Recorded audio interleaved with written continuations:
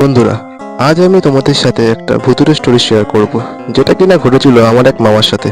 গল্পটি খুবই ভয়ঙ্কর হতে চলেছে, তাই একদম শেষ অবধি শুনবে। আর যদি তোমরা আমাকে তোমাদের ভুতুড়ে স্টোরি পাঠাতে চাও, তাহলে নিচে জিমেল আইডি দেওয়া থাকবে, তোমরা ওখানে আমাকে লিখে পাঠিয়ে দেবে। আমি তুলে ধরবো তোমাদের ভুতুড়ে স্টোরি। তাহলে ফালতু না বকে চলো শুরু করা যাক আজকের হরর স্টোরি। সময়টা ছিল গরমকাল।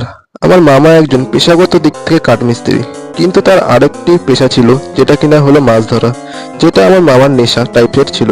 মামা প্রত্যেক দিন রাতে 1টা থেকে 1:30টার মধ্যে মাছ ধরতে বেরিয়ে পড়তো। প্রত্যেক দিনের মতো সারাদিনের কাজ সেরে মামা মাছ ধরতে বেরিয়ে পড়লো। আমার মামা বাড়ির থেকে কিছুটা দূরে একটা পুকুর ছিল, মামা সেখানেই মাছ ধরতে গিয়েছিল। মামা পুকুর পাড়ে পৌঁছতেই তার জিনিসপত্র গুছিয়ে মাছ ধরতে বসে পড়লো। কিন্তু ঘন্টাখানেক সেখানে বসে মামা একটিও মাছ পেল না। মামার কাছে এটা একটা অস্বাভাবিক ঘটনা, কারণ মামার মাছ ধরতে এত সময় লাগতো না। প্রায় ঘন্টা দুয়েক পর মামা ছিপে একটা মাছ বাঁধলো।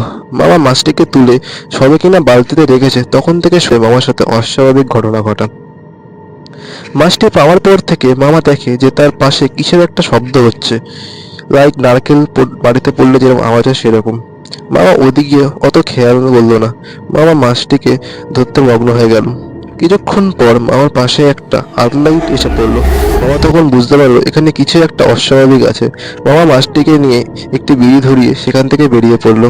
বুঝতে পারলো এটা একটা মেছো ভূতের কাজ। মামা যখন বাড়ি ফিরছিল তখন সে বুঝতে পারলো তার পিছনে পিছনে কেউ একজন আসছে। তার পাড়ার কুকুরগুলো মামার পিছনে চিল্লাচ্ছে। মামা সবকিছু বুঝে দৌড়ে চলে আসলো নিজের বাড়ি। এবং আমার মামা বাড়ির বাথরুমটা আমার মামা বাড়ির সাথে অ্যাটাচ ছিল না, ফলে মাছটিকে বাথরুমে রেখে সে ঘরে ঢুকে পড়লো। আমার মামা বাড়ির ঘরটা ছিল তখন বেড়ার, আর জানালা তখন খোলা ছিল যেহেতু গরমকাল চলছিল। সেই জানালা সোজাসুজি একটি পুরোনো বাথরুম ছিল, বাট সেই বাথরুমে কোনো ছাদ ছিল না। মাসি এক দৃষ্টিতে সেদিকে তাকিয়েছিল এবং ছোট মাসির গায়ে হাত বুলোচ্ছিল। ঠিক সেই সময় মেছোভর্তি কুকুরের ধাওয়াকে একটি কাঁচযুক্ত দেওয়ালের উপর থেকে দৌড়ে সে বাথরুমের ভিতরে ঝাঁপ মারে। বড় মাসি এই পুরোটা তার নিজের চোখে দেখে। সে দেখে আমায় জানায় যে সেই মেছোভর্তি একটি সাদা শাড়ি পরেছিল। দেন তোমরা বুঝতে পারছো ওটা ভূত নয়, বরং একটি পেত্নী ছিল। এটা বুঝতে পেরে জানালা থেকে মুখ ঘুরিয়ে অন্যদিকে শুয়ে পড়ে। সেই জানালা থেকে হঠাৎ একটি বিচ্ছিরি গন্ধ বেরিয়ে আসে। মাসি বুঝতে পেরেছিল গন্ধটা ঠিক কোথা থেকে আসছে।